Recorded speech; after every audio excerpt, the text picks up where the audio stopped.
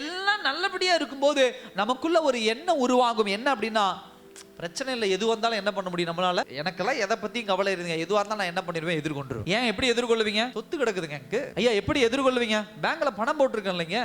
ஐயா எப்படி எதிர்கொள்ளுவீங்க? ஐயா நகை செஞ்சு வச்சிருக்கேன்ல. ஐயா எப்படி எதிர்கொள்ளுவீங்க? பிள்ளைகளை பெத்து வச்சிருக்கேன்ல.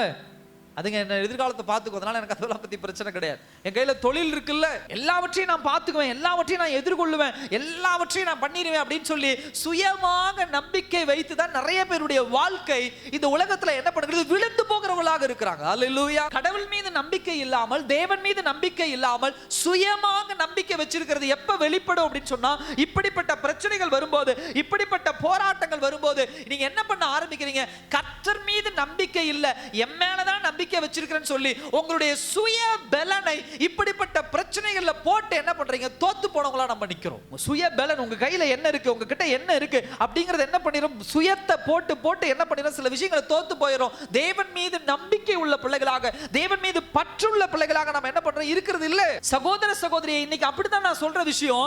கர்த்தர் அனுமதிக்கிற இந்த புயல்கள் மத்தியில நீங்க எப்படி ஜெபிக்கிறீங்க, எப்படி ஆண்டவரை நோக்கி கூப்பிடுறீங்க அப்படிங்கிற ஒரு மிகப்பெரிய பாடத்தை ஆண்டவர் வச்சிருக்கிறார். ஒரு சின்ன வியாதி வந்து ஆண்டவர் என்ன செத்து போயிரும், ஆண்டவர் ஒரு சின்ன கடன் பிரச்சனை ஆண்டவர் செத்து போயிரும், ஆண்டவர் வியாபாரத்துல ஒரு சின்ன ஒரு தோல்வி வருது, அவ்வளவுதான் நான் குடும்பத்தோட செத்து போயிருவேன், நீ என்னால வாழ முடியாது. ஏதாவது ஒரு சின்ன பிரச்சனை வருது, ஐயோ இனிமே என்னால இந்த பூமியில வாழ முடியாது, தேவ சமூகத்தில் அப்படிதான் உட்கார்ந்து அழுதுட்டு இருக்கிறேன், என் வாழ்க்கையே போச்சு ஆண்டவரே, என் வாழ்க்கையே போச்சு, இது போச்சு, அது போச்சு, அது வந்துச்சு, இது வந்துச்சு என்று சொல்லி பிரச்சனையை ரொம்ப என்ன பண்ணிரோம், வேற மாதிரி என்ன பண்ணிரோம், கொண்டு போயிடுறோம். அப்ப நல்லா கவனிங்க, எந்த பிரச்சனை வந்தாலும் அந்த பிரச்சனை குறித்ததான தவறான பார்வை நம்முடைய மனுஷனுக்குள்ள எழும்புகிற ஒரு எண்ணம் உண்டு.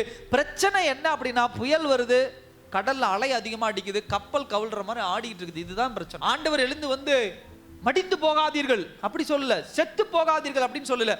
ஆண்டவர் எழுந்து வந்து என்ன சொன்னாரு, காற்றையும் கடலையும் அதற்கு. தேவ பிள்ளைகளை கொஞ்சம் எச்சரிக்கையா இருங்க இந்த நேரத்துல. ஏன் இதை நான் சொல்றேன் அப்படின்னா, இந்த மாதிரி பிரச்சனைகள் வரும்போது ஒரு மனுஷனுக்குள்ள இயற்கை என்ன ஆகும் அப்படின்னா, பயம் வர ஆரம்பிச்சிருது. இந்த பயம் என்ன செய்ய ஆரம்பிக்கிறது, பிரச்சனையை குறித்ததான தவறான கண்ணோட்டத்தை உங்களுக்குள்ள கொண்டு வந்துருது. என்ன அப்படின்னா, பிரச்சனை சிம்பிளான பிரச்சனை தான், பிரச்சனை எதிர்கொள்ளுகிற பிரச்சனை தான். ஆனா இந்த பயம் உங்களை எப்படி கூட்டிட்டு போகுது, செத்து போயிடலாம், செத்து போயிடலாம், செத்து போயிடலாம். தேவன் உங்களோடு கூட இருக்கிறார், தேவ பிரசன்னம் உங்களோடு கூட இருக்குது. உங்களை சாவதற்காக, நீங்க செத்து போவதற்காக ஆண்டவருடைய பிரசன்னம் உங்களோடு கூட இல்ல, உங்களை உயிரோடு வைக்கிற ஆண்டவர் வைத்திருக்கிறார். இப்படிப்பட்ட பிரச்சனைகள் மத்தியில் ஆண்டவர் கொண்டு போகும்போது பிரச்சனை என்ன, அதுக்காக ஜெபிச்சு அதை ஜெயம் கொள்ற வழியை பார்க்கணுமோ தவிர இந்த பிரச்சனையை வச்சுட்டு தவறான கண்ணோட்டத்துல போகிற நிறைய பேரை நம்ம பார்க்க முடியுது.